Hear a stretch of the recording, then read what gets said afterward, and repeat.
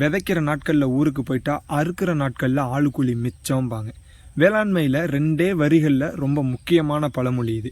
இந்த பழமொழிக்கான அர்த்தம் என்ன அப்படின்னா, இப்போ நெல் வயலில் ஆற்றுல தண்ணி வந்ததுக்கு அப்புறம் விதைப்புங்கிறது எல்லா விவசாயிகளும் மேற்கொள்ளக்கூடிய ஒரு முக்கியமான விஷயம்.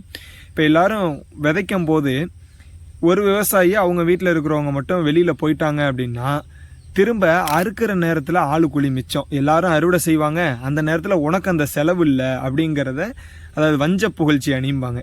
இப்போ இன்னொரு விவசாயி மற்றொரு விவசாயிக்கிட்ட ரொம்ப சிறப்பாக வேளாண்மை எடுத்து சொல்கிறது தான், விதைக்கிற நேரத்தில் விதைக்கணும், அதை தவற விட்டோம் அப்படின்னா அறுக்கிற நேரத்தில் அமைதியாக இருக்கணும் அப்படிங்கிற மாதிரி உணர்த்தக்கூடிய மொழி. நான் அடிக்கடி எங்கேயாவது வெளியூர்கள் பயணம் போகும்போது எங்கள் அப்பா என்கிட்ட இந்த மொழியை சொல்லுவார். பட்டம் போப்புதுனா அதுக்குள்ளே காய்கறியை பயிர் செய்யணும், இதை நடணும் அதை நடணும் அப்படிம்பாங்க.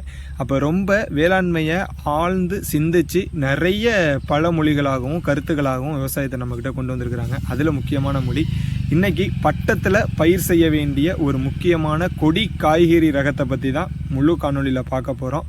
அந்த காய்கறி அவரைக்காய். அதை பற்றி முழுமையாக தெரிஞ்சுக்க கீழே இருக்கக்கூடிய லிங்கை கிளிக் பண்ணி காணொலியை முழுமையாக பாருங்கள். நன்றி.